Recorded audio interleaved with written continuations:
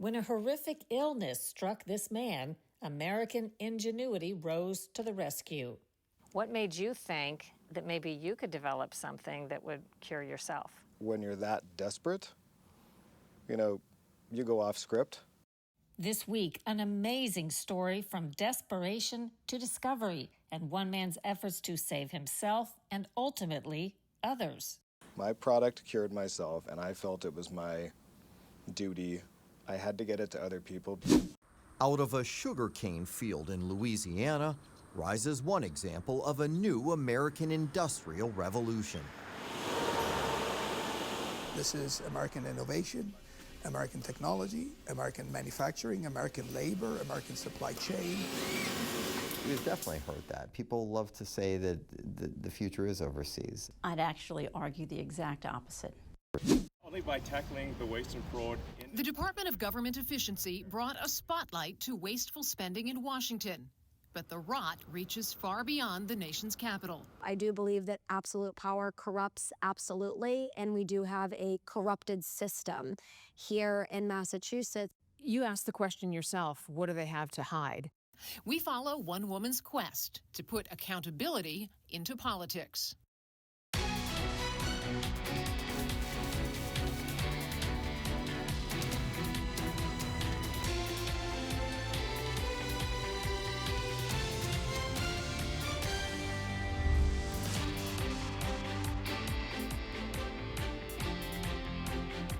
Welcome to Full Measure. I'm Sharyl Attkisson. Today, an incredible story that begins with one man's health crisis and ends with him finding a way to cure himself with a discovery that stands to help millions. It also exposed remarkable flaws in America's process for finding and approving effective medical treatments. A caution, some medical images in this report are graphic. I'd gone to bed the night before. In December 2009, Bradley Burnham woke up to see a horrifying sight in the mirror. This whole side of my head was black, and my ear was like twice its normal size and hot because it was infected, and that's a sign of infection. Obviously terrifying. My dad's a cardiologist. I called him. He was a local hospital physician. He said, meet me at the ER right now. I didn't even make it into the actual ER door before the infectious disease doctor in the hallway, who happened to be a colleague of his, said you need emergency surgery right now. Burnham had picked up a deadly superbug, CRE for short. It's 70% fatal once it enters the bloodstream. He concluded he'd caught it during his job visiting hospitals as a medical device sales rep. Even after the emergency surgery, the bacteria continued to cause recurring wounds over the next 5 years, resulting in 21 operations. The pills that they were giving me, dozens upon dozens of antibiotic courses, IV antibiotics at one point, the surgeries, the scraping, the cutting, nothing was working. I don't blame the physicians. These were great physicians. They just didn't have the tools to stop this. You lost part of your ear. You must have had reconstructive surgery. About half of those 21 surgeries, if you can't cut it in half, but I'd say about approximately were reconstructive. I have an amazing surgeon. I mean, he was doing stitching inside the ear canals, and my scalp looks like a road map if you look at all the scars. What made you think that maybe you could develop something that would cure yourself? I remember that Europe always got things a few generations before us, and I looked over there and I saw that there was something that they had that might help me. And when you're that desperate, you go off script.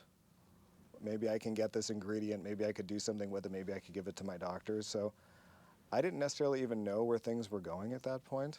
I love where they've gone, but I just wanted to help myself at that point. The key ingredient was polyhexamethylene biguanide, PHMB. It's a safe antimicrobial agent widely used in the UK since 2010 to stop infection and wounds, but virtually unknown in America. Burnham started work to see if he could turn it into an ointment that might work on his infection. He turned his garage into a makeshift lab, ordering ingredients and supplies online, some of them delivered in large drums. And I'm convinced to this day my neighbors probably thought I was working on something else, which is why I got this industry nickname of Breaking Brad, ironically. After about 100 tries, he cracked the code. he found a way to fuse the liquid form of PHMB into a stable ointment. Testing showed that it killed the strain of the superbug that was destroying his life. So after I found out from the lab that it actually worked on the organism that was causing my problems, I gave it to the doctors because they have freedom to use things, as they wish, and I showed them the data. But you didn't just rub it on your... No, I was there was always I didn't want to touch that without the doctor's at least permission. So they put it in there, and the wound started to close. And these abscesses used to take months to close. How soon did it start to look better? Weeks. And you can tell quickly on these really deep, chronic abscesses when the tissue that looks healthier, when it starts to actually look better. It was quick. So an ingredient that existed, widely used in Europe, relatively unknown in this country. Relatively is sort of an understatement. I would say almost entirely unknown. So you make it into a product that can be used on wounds. Yeah. Burnham believes his invention saved his life. Next, he set out to share it. But he found navigating FDA requirements frustrating, to say the least. On his own, he figured out how to put together an application for FDA clearance. I ran all the tests, paid for it myself, took it through the FDA from Kinko's. I actually was working from Kinko's, and I put together the binder there. And I got it cleared at the end of 16, and things just sort of went from there. How long did this take you, and how much money did you spend? For the initial FDA clearance, I spent, including the review fee, $24,000. You started your own company on the basis of that one medicine? Yeah, so when I got a call from the largest medical distributor in the world saying we want to carry your product, and I was still one person, and the back of the package went to my cell phone for customer support, I thought maybe I should build some infrastructure at this point. Imagine living with an infection so drug resistant, so aggressive. It keeps coming back no matter what doctors throw at it. The company is Turn Therapeutics, and the product is Hexagen. Ongoing drug trials are looking at it to treat severe eczema and toenail fungus.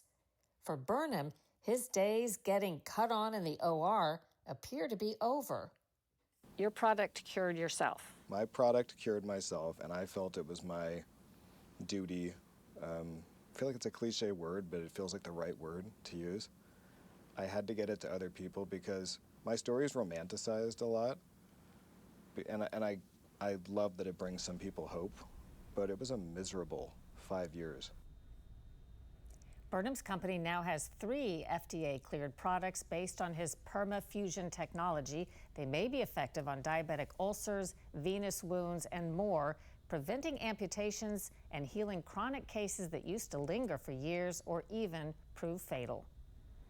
Coming up on Full Measure, how Trump's tariffs are supporting solar at home.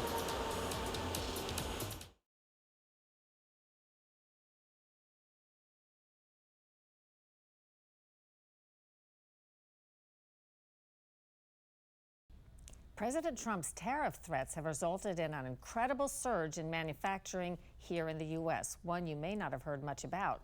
Scott Thuman reports from Louisiana on one expanding industry that might surprise you. Take a peek behind this sugarcane field and you'll find an economic boost taking place in New Iberia Parish, Louisiana. First Solar, an American company busily finishing a build-out of its newest solar panel plant, all 2.4 million square feet of it. So the module will move, you see, it's got the foil in it. Louisianan George Antoon is First Solar's chief commercial officer. How's business these days? Business is very good. As a matter of fact, we talk about, we have a pipeline and a backlog over the next 2-3 years that is very strong. That answer might be surprising, given President Trump's preference for coal and gas over wind and solar. But executives here know they are fulfilling a key part of the administration's economic plan, expanding U.S. manufacturing. Truly an American-made product. 100% American-made product. This is American innovation, American technology, American manufacturing, American labor, American supply chain. Expanding American manufacturing is a promise all presidents make, but few deliver. 1979 was the high point with 19.4 million manufacturing jobs. Today, That number is down to 12.7 million. 4.5 million jobs were lost under George W. Bush. 300,000 more factory jobs disappeared under President Obama. During Trump's first term, there were initial gains, but then COVID hit and America lost another 200,000 positions. Post-COVID, Biden saw a boost with 800,000 factory jobs added. Now back in office, President Trump wants his legacy to include what he calls an explosion in American manufacturing. I want to be around in about a year from now and 2 years from now, because we're going to see an explosion, I think, like this country has never seen before. The administration keeping a running tally of the companies that have promised to invest in the U.S., including $600 billion from Apple, $500 billion from NVIDIA, and a combined $55 billion from vehicle and equipment makers. Trump credits his controversial tariff policy for the changes, but will it lead to an industrial renaissance?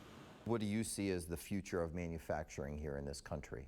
We had a culture of manufacturing, and we lost that for a long time. We lost that for many reasons. We needed to bring back manufacturing to the U.S. While the big companies and their massive factories help generate headlines, more than 90% of U.S. manufacturers employ fewer than 100 people. Down the road, Noble Plastics, a small business that's already signed up to help supply the solar panel factory. Missy Rogers is company president. It's been a wonderful opportunity to see a company like that come into our community that is walking the talk. In the past, you might hear of a large company looking at Louisiana for a manufacturing location, but they wanted to bring all of their vendors from another part of the country or from other countries. Rogers wants younger Americans to get excited about working in modern factories. If they had a family member, an uncle, an aunt, a grandparent who was in a factory, it's completely different. You walk our floor and it's clean, it's safe, it's automated, and the skill set is still the same. You still need to be creative, you still need to care, you still need to have a good head for spatial skills and numbers because quality matters. Rogers thinks U.S. businesses don't need to follow China's lead. We've definitely heard that. People love to say that the future is overseas, that it's the heyday is gone for American manufacturing, that it's Vietnam, that it's Korea, it's somewhere else. I'd actually argue the exact opposite. I think that mass customization is what people want now.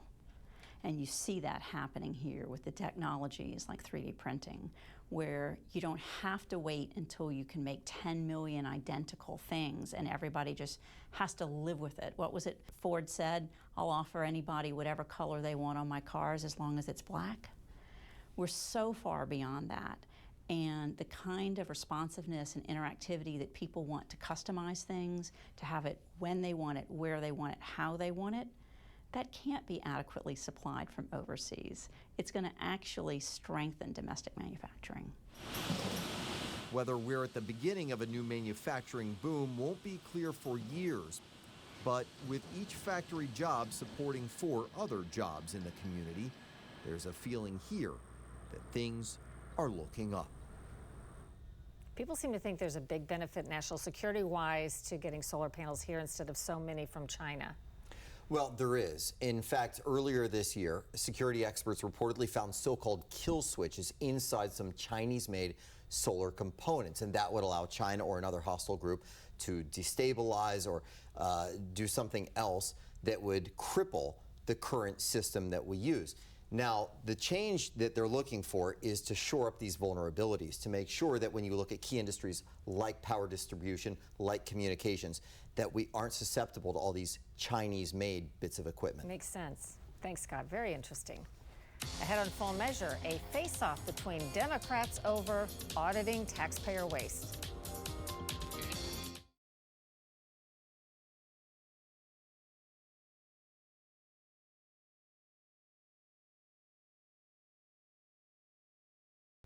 Rooting out waste of taxpayer money is very popular among taxpayers, but not so much among the politicians spending the cash. Lisa Fletcher reports from Massachusetts on a budget-conscious Democrat who's fallen out with some in her own party over her commitment to audit the books. In the birthplace of the American Revolution, history is everywhere. So are traditions, like liberal progressive politics. The state last voted for a Republican president in 1984, when Ronald Reagan was reelected. Thank you. At the Massachusetts state legislature, here on Boston's Beacon Hill, Democrats have been in charge since 1959. Now, one Democrat is trying to shine a bright light on this one-party government machine, and it's causing waves. Very much so. I do believe that absolute power corrupts absolutely, and we do have a corrupted system. Diana DiZoglio is the state's elected auditor. Her job? Hold state government accountable. That 72% figure, it's important. We'll come back to it. Does any part of state government get regularly examined for how it's spending its money? Yes. So we audit state agencies and departments to shine a light on ways that they can do better. And I often have to let people know I'm not the IRS. I am not the Department of Revenue. I audit government for the taxpayers of Massachusetts. And it is my job to make sure that folks have access to what's going on in government, that they know how their tax dollars are being spent. Massachusetts' $60.9 billion 2026 state budget has ballooned 42% since 2019. That's despite sluggish economic growth and around $120 billion in debt and liabilities, making Auditor DiZoglio's push to audit legislative spending and curb waste a critical step toward fiscal accountability. Her office routinely finds wasteful or just questionable government spending, including $2 million last year in food stamps and Medicaid programs. Because waste and fraud is a growing concern, not just for people in Massachusetts. Only by tackling the waste and fraud Through the Department of Government Efficiency, or DOGE, the Trump administration has identified and cut what it describes as billions in wasteful or fraudulent spending, though the exact savings will be argued about for years. What's clear, accountability to the taxpayers can often be controversial with those in power, which is exactly what DiZoglio found when she announced plans to audit the Massachusetts state legislature. Instead of supporting the effort, she's found leaders here, all fellow Democrats, blocking her at every turn. I think most of us are wondering, what are you hiding? I mean, if you can't take a basic audit, even of your financials or your state contracts, what is it that you're hiding? You know, our office finds challenges in most agencies and departments that we audit because humans and not robots work in these agencies and departments, so mistakes happen. But what's happening here is we have the most powerful politicians in Massachusetts saying essentially, nothing to see here, and an audit for thee, but not for me, refusing to open up about how they're spending our taxpayer dollars. Democratic Party leaders who control the state assembly say an audit risks the separation of powers enshrined in the Massachusetts Constitution. We operate independently, and we're judged on what we do. I don't need someone with a political agenda who's in the executive branch passing judgment on me. Frustrated but not defeated, last year DiZoglio took her audit idea to the people in a ballot question. The audit won overwhelmingly. Hey, Massachusetts, I want to say thank you so much for voting yes on question 1. You asked the question yourself, what do they have to hide? You were in the state legislature for 4 years. You kind of have an insider's view to how things operate here. What do you suspect? I think that there's really a lot to be concerned about right now. What are they hiding? Is it financial mismanagement? Is it misappropriation of state taxpayer dollars? Is it no-bid contracting out with friends? We don't know, right? We don't know. Are taxpayer-funded non-disclosure agreements being given out to people to cover up harassment, discrimination, abuse, or corruption? And despite winning the support of the people, she's still being blocked by the Democratic Party leaders. She says even the state's attorney general is putting up barriers to conducting the audit voted on by residents and called for under the new law. So you have the leaders in the legislature who think that the law is optional. You have an attorney general whose job it is to enforce the law, who is not enforcing it. What is your pathway to getting this independent third party to force this to happen? It's pretty clear the Attorney General doesn't want anything to do with representing our office. So really, we need to make sure that we get access to that courtroom because that's really the only way forward right now. What does this story say about the state of politics in Massachusetts and more broadly, the state of things across the United States?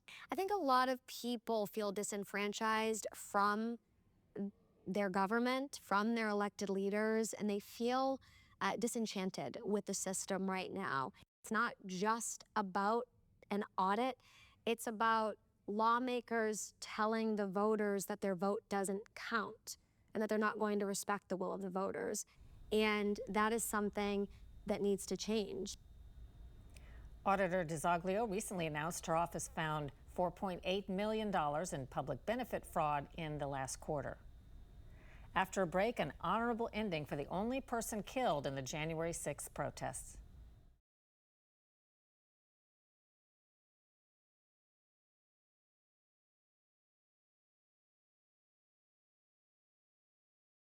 An update to a story we've been covering for over 4 years. An honorable ending for Air Force veteran Ashley Babbitt, an unarmed protester who was the only person killed at the protests on January 6, 2021.